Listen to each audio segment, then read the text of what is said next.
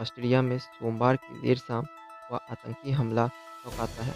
दहशतगर्दी ने राजधानी वियना के उस हिस्से में गोलियां बरसाई जहां सरकारी इमारतें और तमाम सांस्कृतिक केंद्र हैं।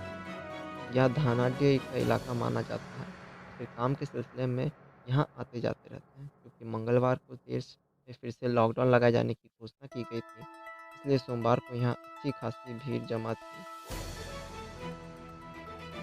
मगर यह हमला कई सवाल खड़े कर रहा है। पिछले एक हफ्ते में फ्रांस के बाद यह दूसरा आतंकी हमला है जिसमें कट्टरपंथियों पर बर्फ खली उठ रही है।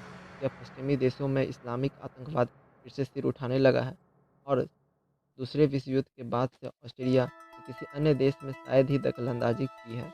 जैसा कि फ्रांस में आतंकी हमले के बारे में कहा जाता है कि वह उसकी सीरियाई नीति का नतीजा हो सकता है।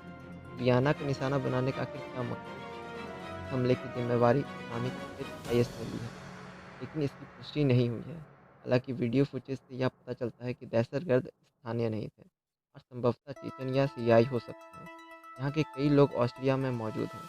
चेचनिया से पलायन पिछले सदी के आखिरी दशक में गृह युद्ध के कारण हुआ था। सीरिया में अमेरिकी आईएस जंग में कहा तो यह भी जाता है कि चेचनिया की रामजन आदि सरकार को रूस के परोक्ष समर्थन हासिल है। उसी की सह पर कट्टरपंथी को खाद्य पानी दिया जा रहा है ताकि वह मॉस्को के काम आ सके। मगर यूरोप के देश पहुंचने के बाद इनमें अलग ही किस्म की चर्चा देखी गई है।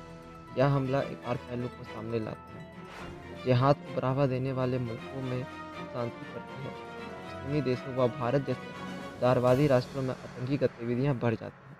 अफगानिस्तान में सोवियत संघ के खिलाफ जिहाद जब खत्म हुआ है, कश्मीर में जिहादी गतिविधियों की शुरुआत हो गई है। सीरिया, लीबिया, अफगानिस्तान और मुस्लिम दुनिया में जब कभी गृह युद्ध पर जीत हासिल की जाती है, वहाँ से आतंकवाद दूसरे देशों में पहुँचने लगता है। ऐसे में निशाने पर भारत भी है। लिहाजा अपनी सुरक्षा को लेकर हमें खास सावधानी बरतनी चाहिए। यहाँ मुंबई जैसा हमला हो चुका है।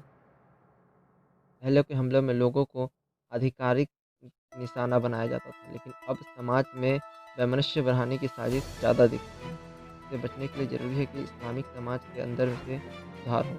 हर समाज में सुधार तभी आया है जब उसने खुद की पहल की है। मगर दिक्कत यह है कि मुस्लिम समाज के अंदर जो भी सुधारवादी नेता सामने आते हैं, उन्हें ही निशाना बनाने की कोशिश होती है। समाज की इस समस्या को प्राथमिकता से दूर करना चाहिए। बेशक हमें अपनी सुरक्षा को लेकर खास सावधानी बरतनी चाहिए।